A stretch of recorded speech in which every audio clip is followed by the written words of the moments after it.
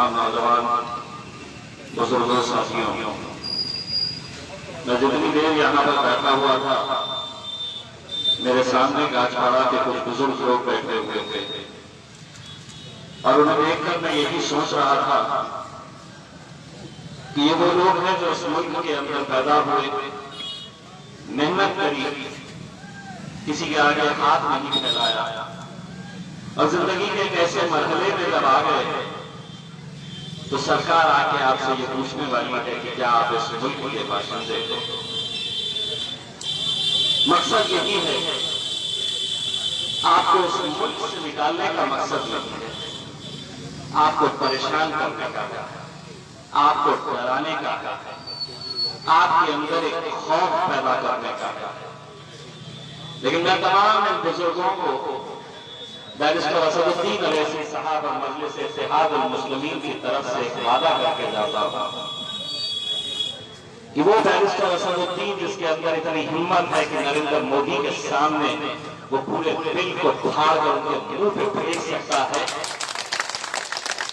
तो मजलिस इत्तेहादुल मुस्लिमीन आपके हर उस वक्त पे जब आपको जरूरत रहेगी, हम आपके साथ कांधे से कांधा लगाकर खड़े रहेंगे। यह वादा करने के लिए हम आपके पास आए हैं।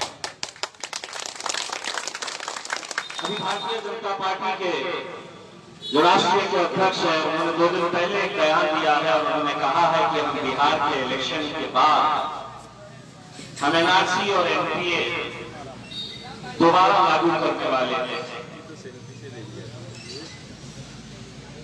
अगर वो आपसे अपने दस्तावेज मांगने के लिए आए, कोई अधिकारी अगर यहाँ पर किसी हमारे इलाके के अंदर आया और ये कहा कि दस्तावेज बताओ, खुद अपने बताओ, अपने बाप के बताओ, अपने दादा के बताओ, अपने पुरखों के दस्तावेज बताओ, तो उनसे इतना जरूर कहना कि मेरे साथ चलो, मेरे इलाके के कब्रिस्तान में चलो, उन कब्रिस्तानों में मेरे बाप दादा दफन है, मेरे कागजात भी उन्हीं के साथ दफन होते हैं। उस मिट्टी को उठाकर कहना कि इस मिट्टी के अंदर हमारे बाप दादा दफन है, तो मैं कागजात नहीं, ये मिट्टी गवाही देगी कि ये मुल्क जितना तुम्हारा है उतना मेरा भी है। आज लेकिन सभी राजनीतिक पार्टियां आपको फिर एक बार उलझाने के लिए, आपसे वोट की भीख मांगने के लिए फिर आपके दरबार में हाजिर हुई है। हर 5 साल के बाद यही कुछ खेल खेला जाता है, यही सब साजिशें रची जाती है कि वोटरों को उलझा के रखो। हम तो हैरान हैं कि बिहार की जनता को ये नेता इस तरह के कितना बेवकूफ समझते हैं कि जो दिवंगत नेता है पासवान साहब, उनकी पार्टी भारतीय जनता पार्टी के साथ केंद्र सरकार में रहेगी, नीतीश कुमार की पार्टी भारतीय जनता पार्टी के साथ केंद्र सरकार के अंदर रहेगी, लेकिन पासवान साहब की पार्टी बिहार के अंदर ये कहती है कि नहीं, हम भाजपा के साथ रहेंगे, नीतीश के साथ नहीं रहेंगे। भाजपा कहती है कि हम नीतीश के साथ भी रहेंगे और पासवान के साथ भी रहेंगे। पासवान की पार्टी कहती है कि अगर हमारी सरकार हुकूमत में आ जाती है तो हम नीतीश कुमार को जेल में डालेंगे। भारतीय जनता पार्टी कहती है कि हमारी सरकार आ जाती है तो हम नीतीश कुमार को मुख्यमंत्री बनाएंगे। ये सिर्फ उलझाने का खेल खेला जा रहा है। लोग ये समझते हैं कि जनता बहुत बेवकूफ है, हम घुमाएंगे फिराएंगे फिर सत्ता के अंदर आ जाएंगे। ये खेल हो रहा था पिछले 74 सालों से, ऐसा ही कुछ खेल खेला जा रहा था। उस वक्त वो जैसा करते थे हम सुनते आते थे, लेकिन उस वक्त मजलिस इत्तेहादुल मुस्लिमीन मैदान में नहीं थी। अब मजलिस इत्तेहादुल मुस्लिमीन मैदान में आई है। तुम 74 सालों से बोलते थे, हम सुनते बोलते थे, हम ऐसा करते थे, कि करते आए हैं, सुनते आए हैं, लेकिन अल्हम्दुलिल्लाह बैरिस्टर असदुद्दीन अवैसी साहब मैदान में आए हैं। तो मैं आप सब की तरफ से उन तमाम राजनीतिक पार्टियों को एक संदेश देना चाहता हूँ कि तुम पहले बोलते थे, हम सुनते थे, अब हम बोलेंगे और तुमको और तुम्हारे बाप को भी सुनना पड़ेगा।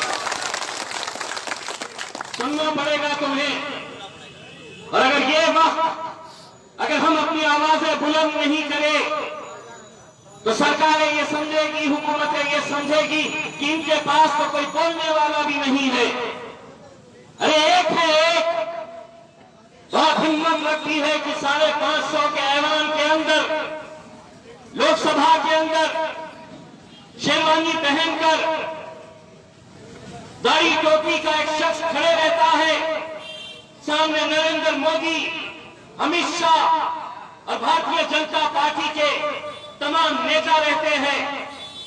ये हिम्मत बैरिस्टर असदुद्दीन ओवैसी साहब को कहां से मिलती है? जब वो कानून के उन कागजात को फाड़ के फेंकते हैं उनके मुंह पर, तो वो हिम्मत अगर उन्हें किसी से मिलती है तो इन लोगों से मिलती है ये हिम्मत, आप लोगों से मिलती है ये हिम्मत। क्या है? एक राज्य का विधानसभा का इलेक्शन, कितनी सीटें हम ले रहे? महज 21 सीटें, लेकिन उन 21 सीटों के ऊपर भी देखिएगा कि कैसी तकलीफ है। हम पिछले बार जब आज महज 6 सीटों के ऊपर हमने इलेक्शन लड़ा, मकसद ये था कि हमारे आने की वजह से कम सरकार के अंदर बैठे, चाहे वो भारतीय जनता पार्टी हो, राहुल गांधी हो, लालू प्रसाद हो या नीतीश कुमार हो, उन्हें यह एहसास तो हुआ कि अगर इस इलाके के अंदर हम नहीं आए तो असदुद्दीन ओवैसी पूरे इलाके के ऊपर छा जाएगा। हमने उन्हें नींद से जगाया है और हमने उन्हें यह बताया है कि यह सीमांचल का भी इलाका भारत का एक हिस्सा है, इस मुल्क का हिस्सा है, लेकिन क्यों इसे पिछड़ा छोड़ा गया है? क्यों यहां पर तरक्की नहीं की गई? क्यों यहां पर सिर्फ बड़ी बड़ी बातें की गई है? अभी मैं जब निकल रहा था, मुझे एक साहब ने अखबार की एक कॉपी बताई। उस अखबार के अंदर नीतीश कुमार का बयान था, शायद 2-3 साल पहले का बयान है, जहां पर उन्होंने कहा था कि मैं मिट्टी में मिल जाऊंगा लेकिन भारतीय जनता पार्टी का साथ नहीं दूंगा। नीतीश जी, अब वक्त आया है, मिल जाओ मिट्टी में। आप ही ने कहा था, बयान है आपका, लेकिन सत्ता की लालच के अंदर इलेक्शन से पहले वादे करो, इलेक्शन खत्म हो गया तो जिसकी मर्जी जो जहां जाए चला जाए, कोई गारंटी नहीं है, कोई आपको इसकी गारंटी नहीं दे सकता है कि आज लालू प्रसाद कांग्रेस एक साथ मिलकर लड़ रहे, लेकिन कल अगर अमित शाह ने लालू प्रसाद के बेटे को बुलाया और कहा कि देखो, सिर्फ चारे के मामले में वो अंदर गए हैं, तुम भी अंदर जाओगे, अगर डराया धमकाया तो कोई गारंटी नहीं है कि ये लोग भी भारतीय जनता पार्टी के साथ चले जाएंगे। लेकिन मैं आपको गारंटी देने के लिए आया हूं, मजलिस-ए-इत्तेहादुल मुस्लिमीन का नुमाइंदा अपनी जान दे सकता है, अपना सर कटा सकता है, लेकिन सर झुका नहीं सकता। दोस्तों, आज एक ऐसा वक्त है कि जहां पर सारी ताकतें एक साथ मिलकर आ गई हैं। हर एक पार्टी की यही सोच है, लालू की और कांग्रेस की पार्टी सोचती है कि यहां से अगर हम नहीं जीते तो चलेगा, भारतीय जनता पार्टी जीत जाए चलेगा, लेकिन मजलिस में जीतना नहीं चाहिए। नीतीश कुमार ये सोचता है कि अगर हम नहीं जीत रहे तो लालू जीत जाए चलेगा, लेकिन मजलिस में जीतना नहीं चाहिए। ये सभी लोगों को मैं बताना चाहता हूं, ये सभी लोगों को, कि मजलिस की फितरत में कुछ ऐसी लचक है, तुम जितना उसे दबाओगे इंशाअल्लाह वो उतनी ही उभर कर आएगी, उतनी ही उभर कर आएगी। तुम जितना दबाना चाहे दबा लो। अरे इस मुल्क के अंदर तो आज ये हाल है कि जुल्म के सारे हुनर तो हम पर ही आजमाए गए, जुल्म के सारे हुनर हम पर ही आजमाए गए, जुल्म हमने ही सहा और जालिम भी हम ही कहलाए गए। ये कैसा राज है, कैसी हुकूमतें हैं कि आज यहां पर हम क्या मांग रहे हैं? आज हमारे मुस्तकबिल, हमारे बच्चों के मुस्तकबिल के लिए हम अच्छे कॉलेजेस, अच्छे स्कूल्स मांग रहे। ये बैरिस्टर असदुद्दीन अवैसी साहब थे जिन्होंने पार्लियामेंट के अंदर खड़े रहकर ये कहा था कि हज की सब्सिडी अगर तुम्हें बंद करना है बंद कर दो, लेकिन हमारी बच्चियों के लिए कॉलेजेस खोलो, स्कूल खोलो, हम अपने बच्चों को पढ़ाना चाहते हैं।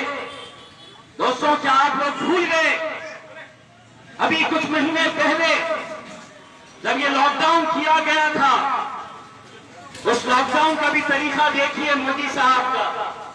4 घंटे पहले आए और कहा बंद, अब बंद हो जाएगा 4 घंटे। ये सोचा था कि बिहार के हमारे कितने नौजवान हिंदुस्तान के कोने कोने के अंदर रोजी रोटी कमाने के लिए गए, क्या इंतजाम किया गया था उनको वापस अपने घरों तक पहुंचाने के लिए? हमने महाराष्ट्र से हमारी पूरी टीम, मजलिस इत्तेहाद और मुस्लिमीन की पूरी टीम सड़कों के ऊपर थी। वो इसलिए थी कि जिस कौम को इल्जाम दिया जा रहा था कि पूरी दुनिया के अंदर कोरोना वायरस फैला था, पूरी दुनिया के अंदर, लेकिन किसी ने यह नहीं कहा था दुनिया में कि ये कोरोना अगर फैला है तो किसी एक मजहब की वजह से फैला है।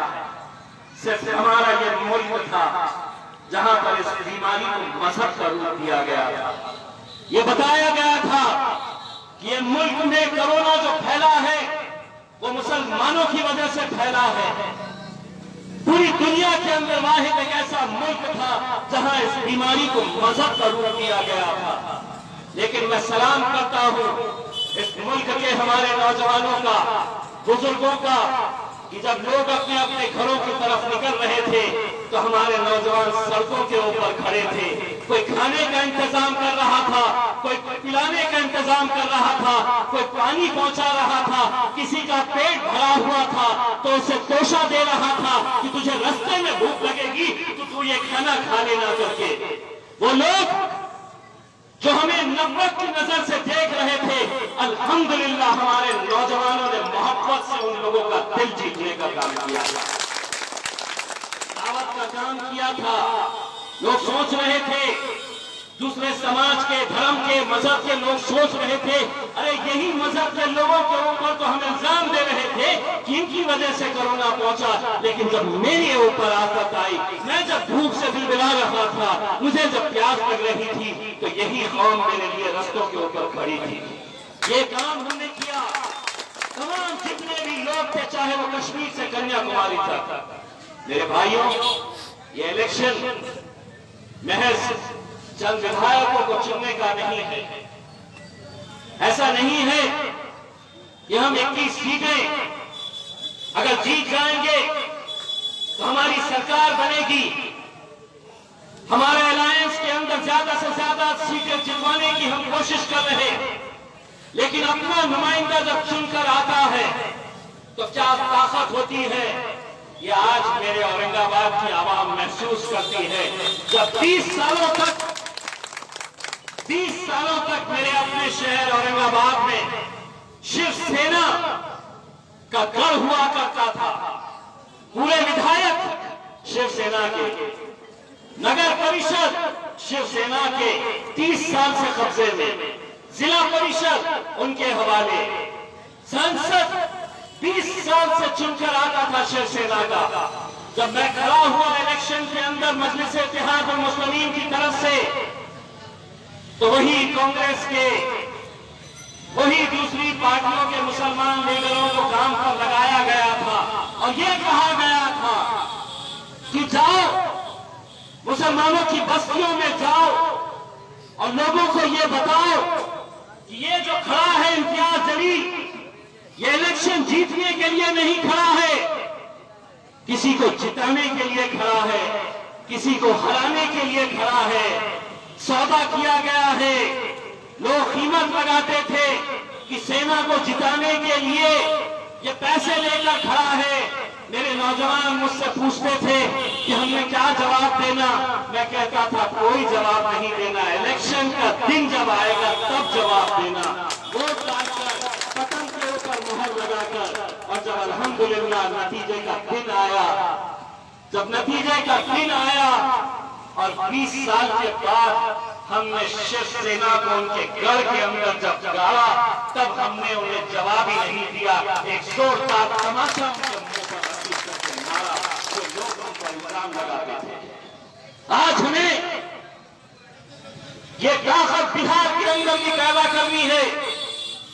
कोई फर्क नहीं पड़ता है गूंगे, मुक्के और बहरे 50 लोगों को भेजना। अरे एक शेर के बच्चे को भेजो तो वो क्या मायने रखता है, इसका अंदाजा आप लगा सकते हैं। यहां पर आपकी ये जिम्मेदारी है, कल के दिन अगर सरकार सही मानों में इलेक्शन खत्म हुआ और आपकी चौखट के ऊपर आई और कही कि चचा तुम्हें बताना पड़ेगा कि तुम्हारे बाप दादा इस मुल्क के अंदर पैदा हुए थे या नहीं पैदा हुए थे। अगर यहाँ का विधायक आपका अपना नहीं रहा तो वो आपके घर तक जा सकता है, लेकिन मैं आपको यकीन दिलाता हूँ कि कोई अधिकारी की हिम्मत नहीं होगी चचा तुम्हारे दरवाजे तक पहुँचने के लिए, अगर तुम्हारा अपना विधायक यहाँ का हमारा अपना भाई अगर रहेगा, मजलिस-ए-इत्तेहाद और मुस्लिमीन का अगर हमारा नुमाइंदा यहाँ पर अगर आप चुन कर देते थे तो यकीन मानिए वो ताकत उसे मालूम है कि वो आपके घर तक पहुंचने से पहले अपने विधायक के बारे में सोचेगा। दोस्तों, इलेक्शन के वक्त में हर तरह के हथकंडे अपनाए जाते थे, पैसों का खेल खेला जाता है, पैसे तकसीम किए जाते हैं।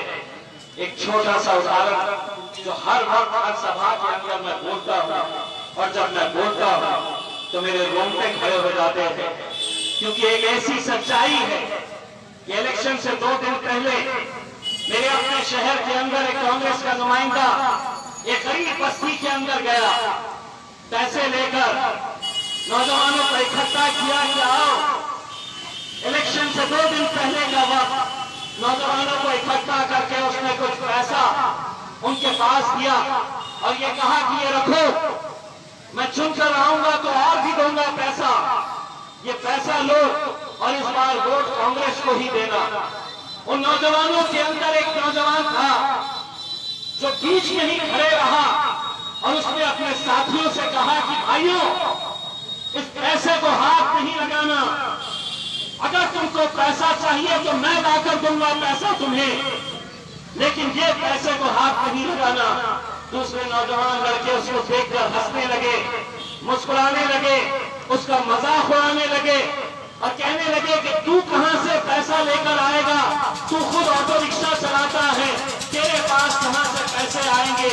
उस लड़के के जज्बे को सलाम, उसने अपने जेब से ऑटो रिक्शा की चाबी निकाली, पेपर्स निकाला और कहा कि मेरा ऑटो रिक्शा चाहे तो तुम बेच दो, वो पैसा तुम इस्तेमाल कर लो, लेकिन मजलिस को धोखा नहीं देना, मजलिस को धोखा नहीं देना। ये जज्बा था जिसकी वजह से हमने शिवसेना को वहां पर हराया है, और यही जज्बा हम 7 तारीख के दिन आपके अंदर चाहते हैं मेरे भाई, वही जज्बा हम चाहते हैं। मत देखो, जब वोट करने के लिए जाएंगे उस मशीन पे जहां पर पतंग की निशानी रहेगी, जब वो दबाएंगे, एक मर्तबा सोचना उन बच्चों के बारे में जिन्हें दिन दहाड़े इस मुल्क के अंदर खत्म किया गया, क्योंकि ये आपके मजहब से ताल्लुक रखते हैं। जब वो बटन के ऊपर दबाने के लिए जाएंगे तो असद साहब की वो तस्वीर याद करना, वो मंजर याद करना कि पार्लियामेंट के अंदर अकेले खड़े रहकर उसने उस बिल को फाड़ कर फेंका था। मेरे भाइयों, इलेक्शन से पहले भी बहुत आए हैं, इसके बाद भी बहुत आएंगे, लेकिन ये इलेक्शन आप अगर इजहार साहब को यहाँ पर चुना कर देते हैं तो इजहार साहब को यहाँ पर विधायक बन जाएंगे, लेकिन ताकत मिलेगी मेरे भाई बैरिस्टर असदुद्दीन अवैसी साहब को, और वही ताकत आज मुल्क के लिए, इस मुल्क के मुसलमानों के लिए, दलितों के लिए, पिछड़ों के लिए आज जरूरत बन गई है। हम सियासत के अंदर बढ़ जाते हैं, हम सियासत के अंदर बिखर जाते हैं, हमें बांट दिया जाता है, इलेक्शन से 2 दिन पहले आपके भी चौखट के ऊपर आएंगे, आपको भी पैसे का लालच देंगे। कितना पैसा, 500 रुपये, 1000 रुपया, 2000 रुपया, क्या होगा मेरे भाइयों? इस पैसे से आप जाकर सब्जी तरकारी खरीद सकते हैं, 2 दिन का खाना खा सकते हैं। लेकिन 5 साल का सर अगर फख्र से ऊंचा करना है, 5 साल अगर सीना चौड़ा करके चलना है, तो यह आप लोगों की जिम्मेदारी है कि 7 तारीख के दिन भारी अक्सरियत से आप हमारे इजहार साहब को जिता कर लेकर आए। और हम इजहार साहब से एक गुजारिश करना चाहेंगे कि इजहार साहब, लोगों ने वादा किया है कि आपको जिता कर लेकर आएंगे। आप हमें ये वादा करिए कि इंशाल्लाह आपके जश्न के प्रोग्राम में आप हमें जरूर यहाँ पर बुलाएंगे फिर से एक बार। तो दोस्तों, मैं आप लोगों का कैसे से शुक्रिया अदा करता हूँ और ये उम्मीद करता हूँ कि इंशाल्लाह 7 तारीख के दिन आप लोग भारी अक्सरियत से मजलिस को कामयाब बनाएंगे। एक एक वोट बहुत मायने रखता है। अगर ये सोचेंगे कि मेरे वोट का क्या होने वाला है, अगर मैं नहीं किया तो क्या होगा, एक एक वोट से खतरे खतरे से दरिया बनती है मेरे भाइयों, और वो दरिया आप लोगों को 7 तारीख से निकालना है। बहुत बहुत शुक्रिया। मीम न्यूज़ वेब की ताज़ा तरीन खबरों के लिए लाइक करें, सब्सक्राइब करें हमारा यूट्यूब चैनल।